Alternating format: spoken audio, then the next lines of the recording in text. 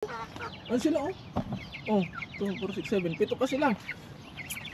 Ano? Oh, delikado to mga katunying. Ano? Takbo, ngat may lupa. Takbo. Takbo. Takbo ngat may lupa oh, di ba? Kanya-kanyang lusot. Oh, takbo. Takbo. Oh, sige, lusot. Lusot. Lusot. Lusot. Lusot.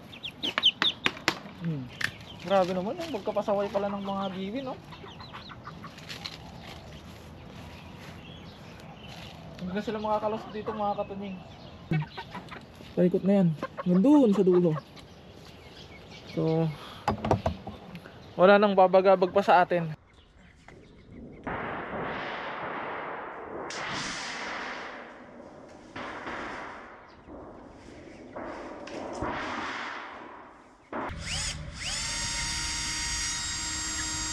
Matigas. Matigas.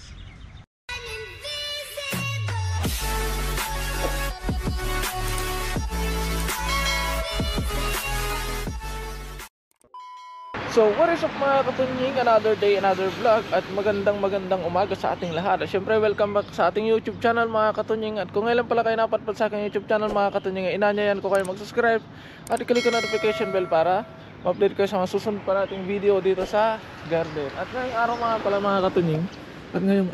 mga katunying, ay kinuha ko yung tabla doon sa likod ng factory na gagawin nating bubong. So ito na pala siya mga katunying, yung yero na ibububong natin dito sa kulungan natin ito, para kapag magpapakain tayo o kapag magano tayo ng tubig nila sa loob, ay hindi na natin kailangang tanggalin itong takip na to. Bali, tsaka kapag umulan hindi sila mababasa mga katunying. At yun yung project natin ngayon. Siyempre bago natin gawin yun mga katunying, ay papakain muna tayo ng manok. Tapos pagkatapos natin doon mga katunying, ay umpisa na natin tong ating project ngayon. Dahil mamaya ay meron tayong pupuntahan. At ayun, lumalabas yung mga sisiyo natin dito mga katunying. Kumakain sila ng damo. Ayun, kumakain sila ng damo. Ang kukulit. Tapos ang susunod nating project mga katunying, pag nagawa na natin itong dito sa manok, doon naman sa loob mga katunying, para meron namang madagdagan yung lilim ng mga ano natin, pato natin.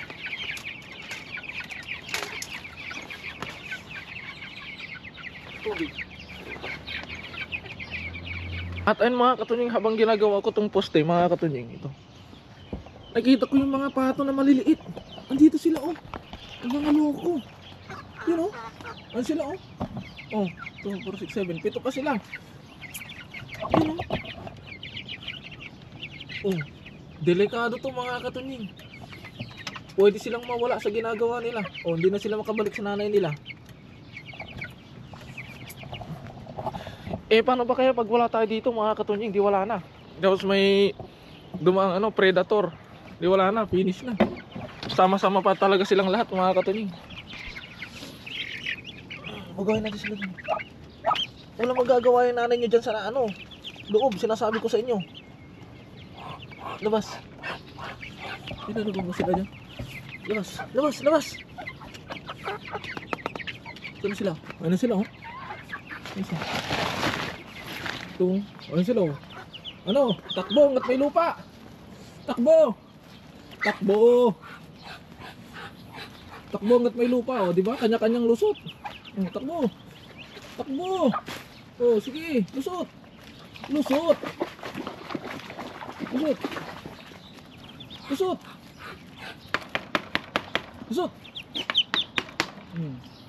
At dahil doon mga katunying, ay ngayon na mismo haharangan natin ng maliit na net to para hindi sila makalabas. Delikado yung ginagawa nila mga katunying, dahil ang predator ng garden ay walang sinasanto, walang pinipiling oras, bigla-bigla na lang sumusulpot. At yung ginagawa nilang pupunta sila doon sa may kulungan ng manok, delikado yun mga katunying. Kaya yun muna yung gagawin natin. Sasaraduhan natin ng yung malilit na butas Bali, ito yung gagamitin natin mga katuging para hindi sila makalabas. Inimbisan natin dito. Delikado yun eh. Katakot.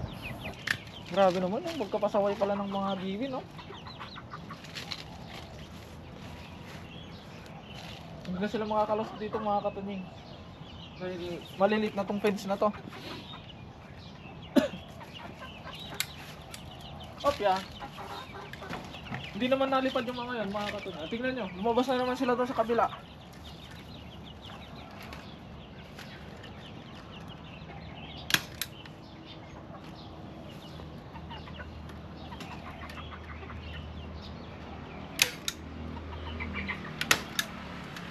Walang bala.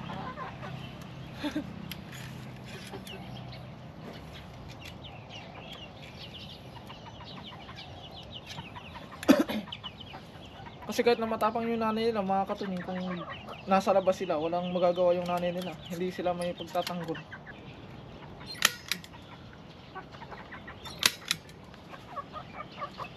Yun. So yun mga katunying, napaikutan na natin. Yan. Paikot na yan. Nandun sa dulo. So wala nang babagabag pa sa atin. Dahil tsak na hindi na makakalabas yung ating mga sisiw. Kaya ngayon ay dito na tayo magpo-focus sa ating project for today's vlog. Ang paggawa ng garne. Lalo dito yung isang poste.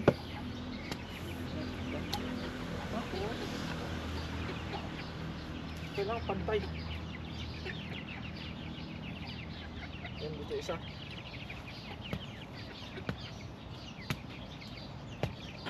Bali ito palang gagawin natin mga katunying. Hindi na naman natin kailangan ng accurate yung sukat. Bali gagamit na lang pala tayo ng tensiometer mga katunying.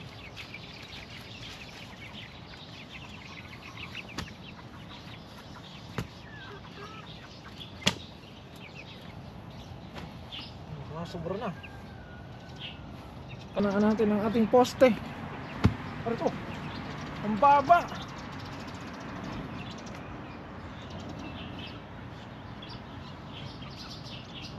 Mauuntog tayo dito.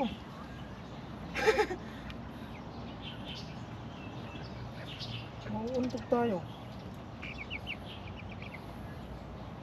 Sobra na ito sa hukay. Tingnan natin ito. Mababa pa rin.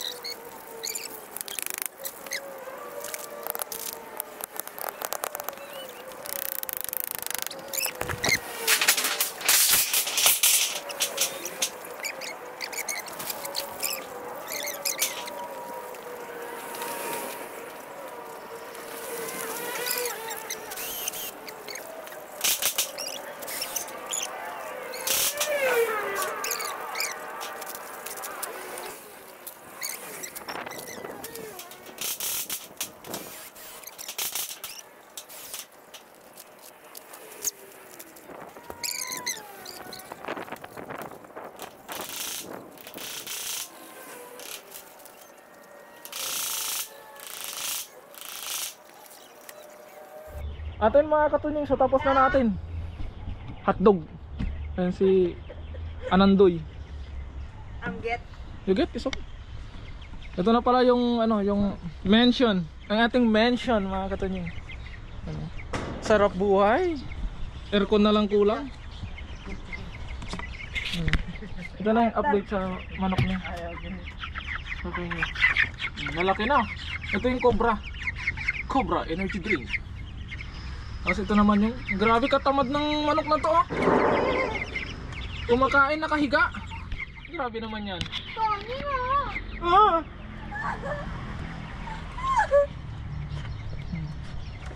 Ingat-ingat sa avocado. Nakaharang kasi dyan mga katunying kaya tinanggal ko. Yung sanga lang naman. Hindi ko naman tinanggal lahat. Ayan, yung mga pasaway nating pato, hindi na sila makakalabas. Dapat lang? 7? Ang 3? Mati taton. Mati. Ano yung 7? 7. Yun o. Kaya ayun. Mati to.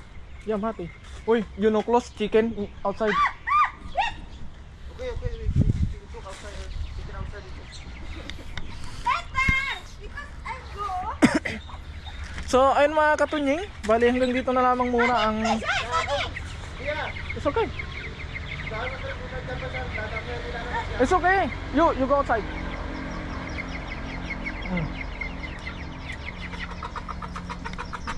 Ayun o. Let's cook. Ayaw niyang paluto. Go. Ayaw niyang paluto yung manok mga katunying. Papaitlogin niya daw. Kaya ayun mga katunying, hanggang dito na lamang muna at ito yung ating natapos. Yan. Meron na silang bubong. Pag sa malayuan, ganto niya siya makikita. Yan. Hindi na tayo magtatakip ng mga bricks para lang hindi sila maulanan. At magliligpit na tayo dahil tayo ay mayroong pupuntahan.